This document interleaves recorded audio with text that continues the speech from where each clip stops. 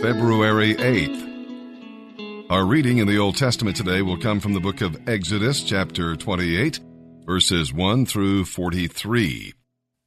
We'll see that the priesthood was both a privilege and a responsibility.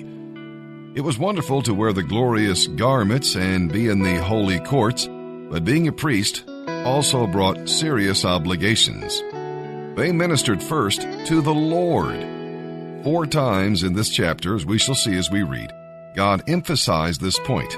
God's servants must seek to please Him alone. We must be bondservants for Jesus' sake. They ministered to the people. God's people are like jewels to Him. Our great high priest carries us over His heart and on His shoulders. He represents us before the throne of God so that we are accepted in the beloved. And these priests, they ministered together. God supplied their needs as they served the people. There was no competition or confusion in the holy tabernacle because they served the same Lord and obeyed the same word. God has a ministry for each of us, and He will equip us to do it. You can count on that. All right, let's begin our reading in the Bible today, here in the Old Testament. February 8th, Exodus chapter 28, verses 1 through 43. Your Moses' brother Aaron and his sons Nadab, Abihu, Eleazar, and Ithamar will be set apart from the common people. They will be my priests and will minister to me. Make special clothing for Aaron to show his separation to God, beautiful garments that will lend dignity to his work. Instruct all those who have special skills as tailors to make the garments that will set Aaron apart from everyone else, so he may serve me as a priest. They are to make a chestpiece, an ephod, a robe, an embroidered tunic, a turban, and a sash. They will also make special garments for Aaron's sons to wear when they serve as priests before me. These items must be made of fine linen cloth and embroidered with gold thread and blue, purple, and scarlet yarn. The ephod must be made of fine linen cloth and skillfully embroidered with gold thread and blue, purple, and scarlet yarn. It will consist of 2 pieces, front and back, joined at the shoulders with 2 shoulder pieces. And the sash will be made of the same materials, fine linen cloth, embroidered with gold thread and blue, purple, and scarlet yarn. Take 2 onyx stones and engrave on them the names of the tribes of Israel. 6 names will be on each stone, naming all the tribes in the order of their ancestors' births. Engrave these names in the same way a gem cutter engraves a seal. Mount the stones in gold settings. Fasten the 2 stones on the shoulder pieces of the ephod as memorial stones for the people of Israel. Aaron will carry these names before the Lord as a constant reminder.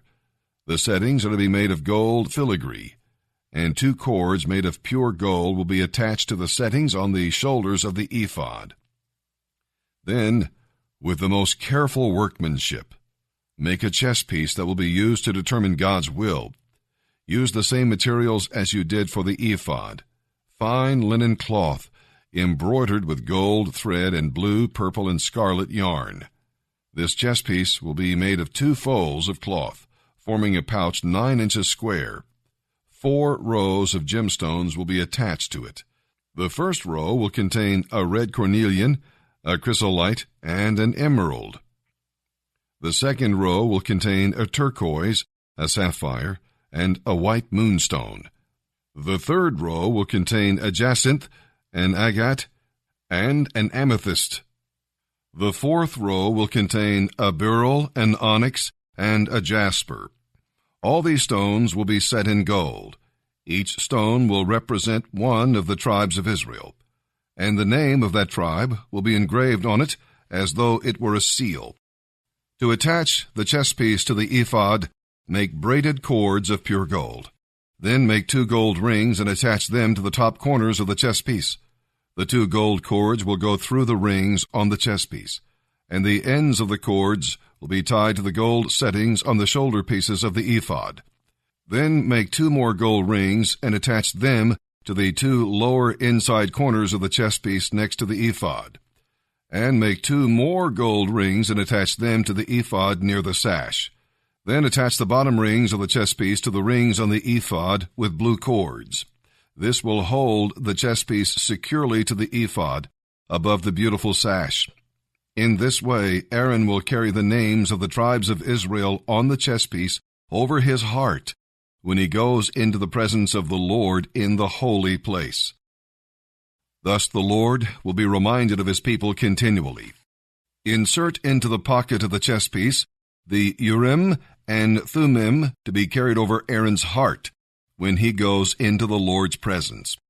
Thus Aaron will always carry the objects used to determine the Lord's will for his people whenever he goes in before the Lord. Make the robe of the ephod entirely of blue cloth, with an opening for Aaron's head in the middle of it. The opening will be reinforced by a woven collar so it will not tear. Make pomegranates out of blue, purple, and scarlet yarn, and attach them to the hem of the robe with gold bells between them.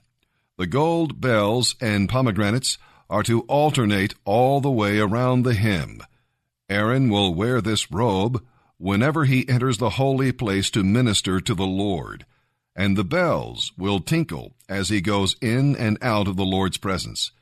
If he wears it, he will not die. Next, make a medallion of pure gold.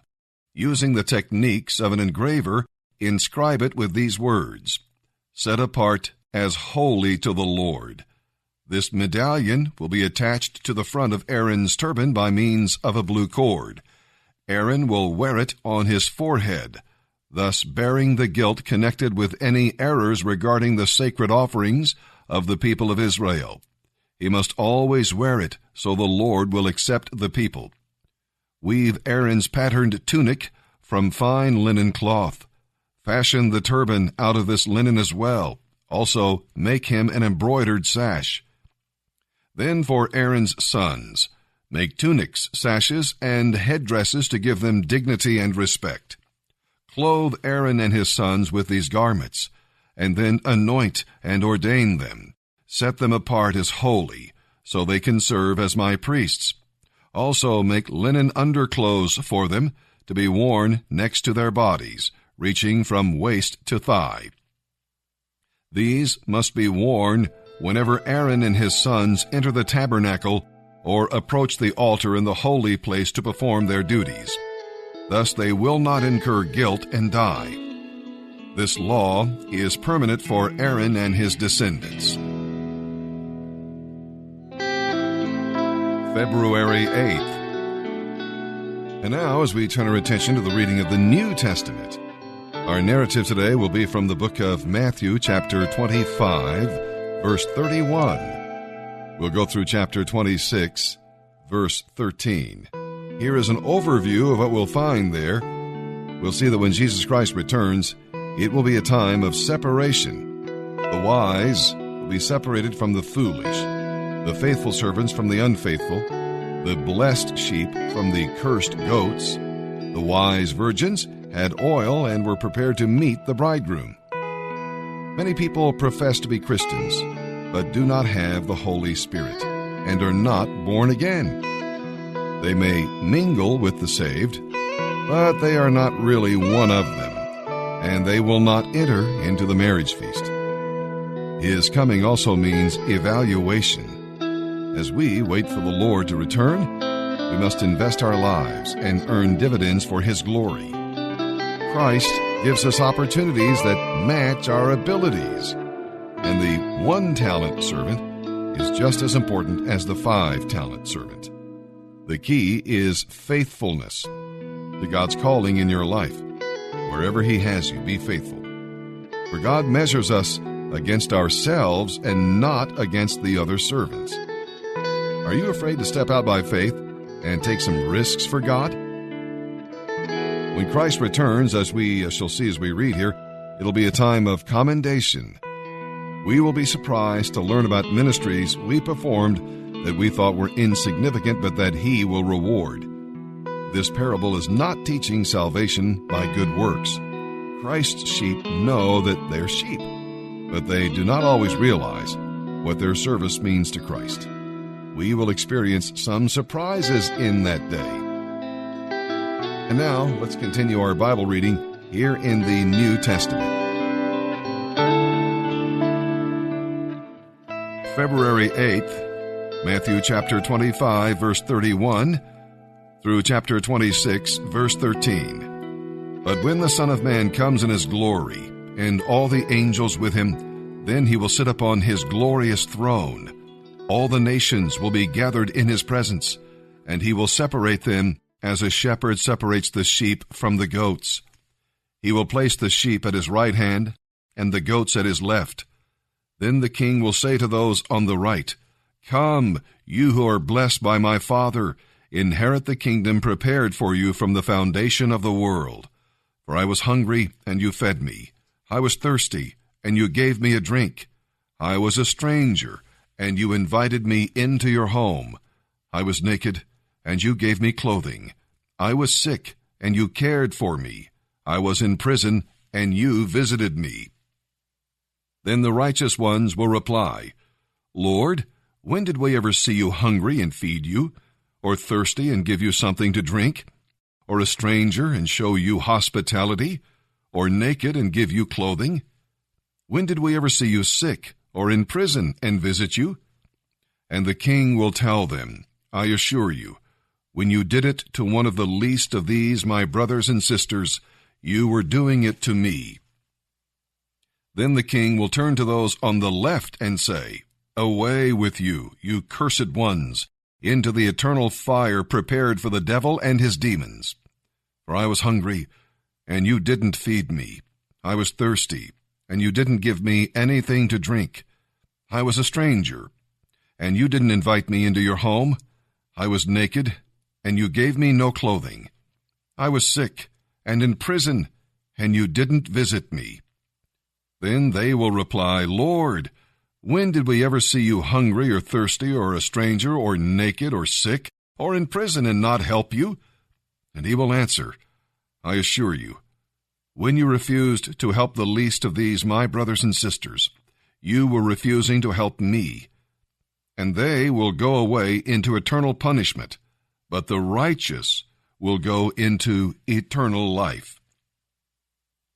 When Jesus had finished saying these things, he said to his disciples, As you know, the Passover celebration begins in 2 days, and I, the Son of Man, will be betrayed and crucified.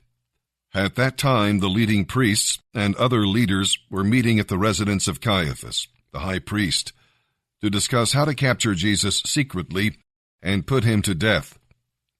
But not during the Passover, they agreed, or there will be a riot. Meanwhile, Jesus was in Bethany at the home of Simon, a man who had leprosy. During supper, a woman came in with a beautiful jar of expensive perfume and poured it over his head. The disciples were indignant when they saw this. What a waste of money, they said. She could have sold it for a fortune and given the money to the poor. But Jesus replied, Why berate her for doing such a good thing to me? You will always have the poor among you, but I will not be here with you much longer. She has poured this perfume on me to prepare my body for burial. I assure you, wherever the good news is preached throughout the world, this woman's deed will be talked about in her memory. Psalm 31, verses 9 through 18. Here we will read about some foes that David had. David's enemies persecuted him, lied about him, and spread a net to catch him. Where could he turn for help? Only to the Lord. If the hand of the enemy is against you, find safety in the hand of the Lord. And we'll read about feelings. David was ill, possibly as the result of his own disobedience. See, God can use enemies and sickness to chasten us and bring us to a place of submission. David's enemies laughed at him, and his friends ignored him. All David could do was turn to the Lord for help, and the Lord did not fail him. We'll read about faith. The emphasis is on David's faith in the Lord. Because of his faith, David was not ashamed, but rejoiced in God, and enjoyed the smile of God upon his life. He knew that God's goodness would carry him through. Psalm 31, verses 9 through 18. Have mercy on me, Lord, for I am in distress. My sight is blurred because of my tears. My body and soul are withering away. I am dying from grief. My years are shortened by sadness. Misery has drained my strength. I am wasting away from within. I am scorned by all my enemies and despised by my neighbors. Even my friends are afraid to come near me. When they see me on the street, they turn the other way. I have been ignored as if I were dead, as if I were a broken pot. I have heard the many rumors about me, and I am surrounded by terror. My enemies conspire against me, plotting to take my life. But I am trusting you, O Lord, saying, You are my God. My future is in your hands. Rescue me from those who hunt me down relentlessly. Let your favor shine on your servant. In your unfailing love, save me. Don't let me be disgraced, O Lord, for I call out to you for help. Let the wicked be disgraced. Let them lie silent in the grave. May their lying lips be silenced, those proud and arrogant lips that accuse the godly. Proverbs chapter 8, verses 12 and 13. I, wisdom, live together with good judgment. I know where to discover knowledge and discernment. All who fear the Lord will hate evil. That is why I hate pride, arrogance, corruption, and perverted speech.